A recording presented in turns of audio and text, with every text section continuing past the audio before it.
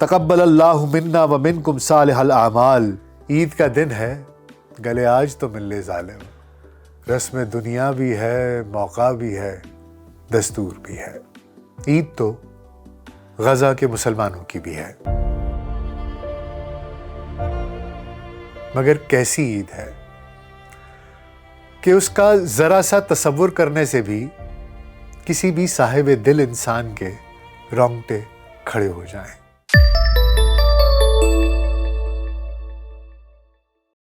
VLC pod cost میں doctor ناصر بے کے ساتھ خاکسار آپ کی خدمت میں حاضر ہے۔ سب سے پہلے تو آپ سب کو بہت بہت عید مبارک۔ جیسا کہ آپ کو معلوم ہے کہ آج عید الفطر ہے اور مسلمانان پاکستان بھی مسلمانان عالم کی طرح ماہ رمضان کی لگاتار عبادت کی برکات اور مسلسل تلاوت قرآن مجید کے فیوز سمیٹنے کے بعد امت مسلمہ کے اس مرکزی تہوار کو بھرپور مذہبی جوش و خروش سے منا رہے ہیں۔ تو ہم نے سوچا کہ خوشیوں سے لبریز اس حسین موقع پر ہم بھی آپ سے ملاقات تو کم از کم ضرور کریں، اتنا تھوڑا سا تو بنتا ہے، اس لیے کہ آپ سے بات چیت کا سلسلہ پہم رواں دواں رہنا چاہیے۔ رمضان کے فرض روزے ہم سب نے رکھے، پنجگانہ نمازوں کی باجماعت ادائیگی کے ساتھ نماز تراویح میں ختم قرآن پاک بھی ہوا اور صدقہ خیرات کا معاملہ بھی بخوبی جاری رہا۔ اس کے علاوہ سحری اور افطاری کے وقت دسترخوان لگتے رہے، ہزاروں لاکھوں لوگ ان میں کھانا کھلاتے بھی رہے اور کھانا کھاتے بھی رہے۔ تو اللہ سبحانہ تعالیٰ سے یہ دعا ہے کہ وہ ہم سب کے اعمال نیک جو کہ ہم نے اس مہینے میں کیے ان کو قبول فرمائے اور امت محمدیہ کو درپیش تمام مشکلات اور آزمائشوں کو جلد از جلد ختم کر کے آگہی اور عروج کی منزلوں کی جانب گامزن کرے۔ تقبل اللہ منا ومنکم صالح الاعمال۔ تو جناب یاد رکھنے کے قابل بات یہ ہے کہ عید عربی زبان کا لفظ ہے اور عید کہتے ہیں خوشی کو، جشن کو اور فرحت کو، جبکہ فطر بھی عربی زبان کا ہی ایک لفظ ہے اور اس کے معنی ہے روزہ کشائی، یعنی روزہ کھولنا۔ مسلمانوں کے دو مرکزی مذہبی تہوار عید الفطر اور عید الاضحیٰ ہیں جو قرآن و سنت میں تفصیل کے ساتھ مذکور ہیں۔ اسلامی ہجری تقویم کا 9واں مہینہ رمضان مبارک ہے جس میں اللہ کی آخری کتاب قرآن مجید کا نزول ہوا اور مہینے بھر کے روزے رکھنے کی فرضیت کا حکم ہوا، جبکہ عید الفطر اسلامی ہجری تقویم کے 10ویں مہینے یعنی شوال المکرم کی پہلی تاریخ کو منائی جاتی ہے۔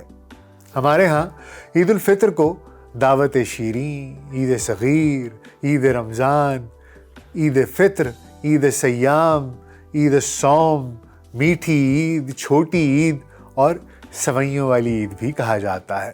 عید کے دن روزہ رکھنا منع ہے، جبکہ مستحقین کو طے شدہ صدقہ فطر کی ادائیگی اور نماز عید کا اہتمام واجبات میں شامل ہے۔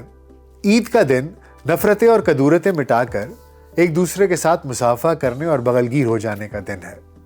دوستوں، عزیزوں اور شناسا و غیر شناسا سبھی سے میل ملاپ کا دن ہے۔ سیر و تفریح کرنے، میٹھے اور نمکین پکوان تیار کرنے، عطریات کا استعمال کرنے، نئے ملبوسات زیب تن کرنے، عیدی اور دیگر تحائف کے تبادلے کا دن ہے، اور اس کے ساتھ ساتھ عید روٹھے ہوئوں کو منانے کا دن بھی ہے۔ جیسا کہ شاعر قمر بدایونی نے کہا تھا کہ عید کا دن ہے، گلے آج تو مل لے ظالم، رسم دنیا بھی ہے، موقع بھی ہے، دستور بھی ہے۔ یقیناً سب مسلمانوں کی طرح آپ نے بھی صبح سویرے غسل کیا اور فجر کی نماز کے بعد دن نکلنے پر نماز عید پڑھی، عید گاہوں اور مساجد کو جاتے اور واپس گھروں کو آتے مختلف راستے اختیار کیے اور زائد تکبیریں بھی کہیں۔ آج کا دن زیارت القبور کا بھی دن ہے۔ سب لوگ دنیا سے رخصت ہو جانے والے اپنے پیاروں کی قبروں پر ان کی دعائیں مغفرت کے لیے بھی روانہ ہوتے ہیں۔ یہ بات بھی یاد رکھنے کے قابل ہے کہ مسلمانوں کا کیلنڈر چونکہ قمری ہے تو ہمارے تمام مہینے اور ان کے تہوار مختلف موسموں میں آتے ہیں، اسی لیے کبھی عید سردیوں میں آتی ہے تو کبھی گرمیوں میں۔ اس سال عید بہت خوشگوار موسم میں آ رہی ہے، بہار اپنے عروج پر ہے، اپنے جوبن پر ہے۔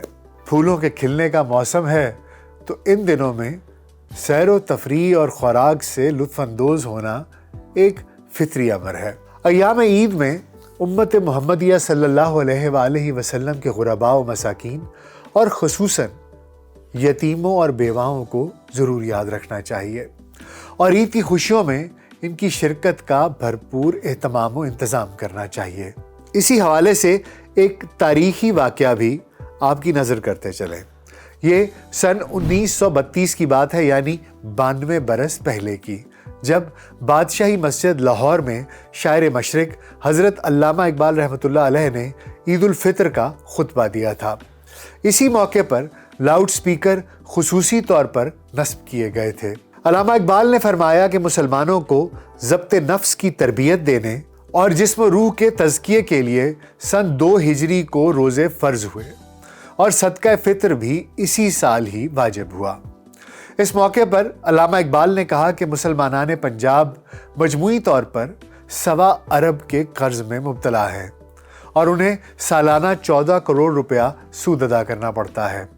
علامہ اقبال نے قوم کو مشورہ دیا کہ فضول خرچی چھوڑ دیں، عدالتوں میں مال و جائیداد کے متعلق غیر ضروری مقدمے بازی سے گریز کریں تاکہ قرض کی لعنت سے خود بھی بچیں اور دوسروں کو بھی بچا سکیں۔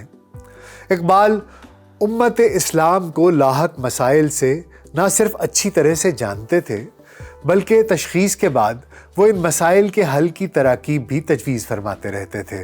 عید پر شعر لکھنے کی فرمائش کے جواب میں اقبال نے جو نظم سپرد قلم کی اور پھر یہی نظم بانگ درا کا حصہ بھی بنی۔ یہ نظم آج بھی سبق آموز ہے اور سننے سنانے کے لائق ہے۔ عنوان وہی ہے، عید پر شعر لکھنے کی فرمائش کے جواب میں۔ یہ شالامار میں ایک برگ زرد کہتا تھا، گیا وہ موسم گل جس کا رازداں ہوں میں، نہ پائمال کریں مجھ کو زائرین چمن، انہی کی شاخ نشیمن کی یادگار ہوں میں۔ ذرا سے پتے نے بیتاب کر دیا دل کو، چمن میں آ کے سراپا غمے بہار ہوں میں۔ خزاں میں مجھ کو رلاتی ہے یاد فصل بہار، خوشی ہو عید کی کیوں کر کہ سوگوار ہوں میں۔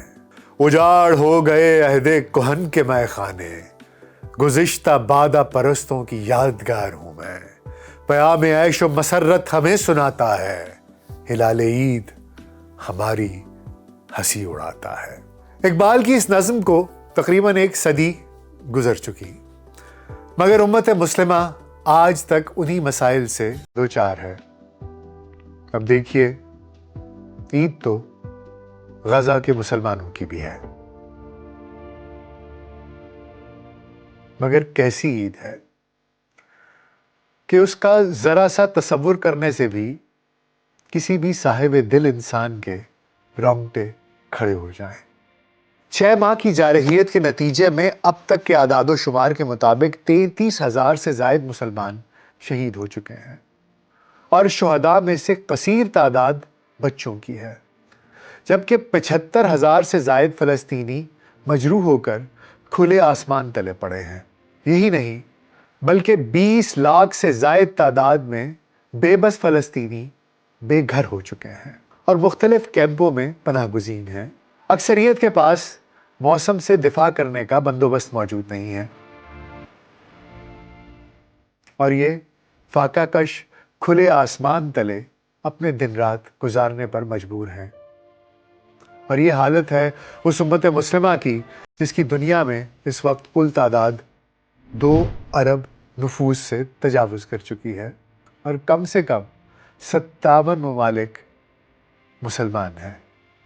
فلسطین میں سینکڑوں عمارتیں ملبے کا ڈھیر بنی پڑی ہیں۔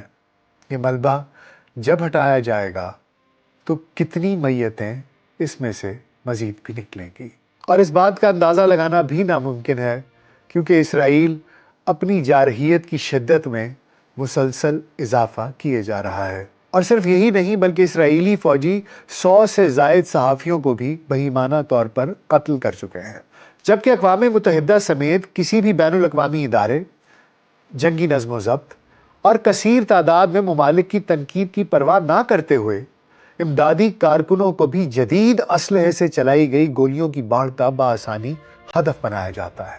اب ایسے میں باقی کے مسلمان اپنے گھروں میں آرام سے، امن میں اپنے پیاروں کے ساتھ جب عید منائیں تو میری درخواست صرف اتنی ہے کہ غزہ اور فلسطین والوں کو ہرگز نہ بھولیں، ان کو اپنی دعاؤں میں یاد رکھیں، اپنی سوچوں میں یاد رکھیں، اور اگر ممکن ہو سکے تو ان کی کچھ امداد کر پائیں کسی بھی چینل سے تو ضرور کیجیے، خصوصی طور پر بچوں کی اور ان کی جو کھلے آسمان تلے پڑے ہیں، جنہوں نے پورا رمضان کھلے آسمان تلے گزارا اور عید بھی اسی کھلے آسمان تلے گزاریں گے۔ غزہ اور فلسطین کے بہادر مسلمانان کو عید مبارک، پوری دنیا کے مسلمانان کو عید مبارک، اور آپ سب کو بھی عید مبارک۔ بہت خیال رکھیے گا، شکریہ۔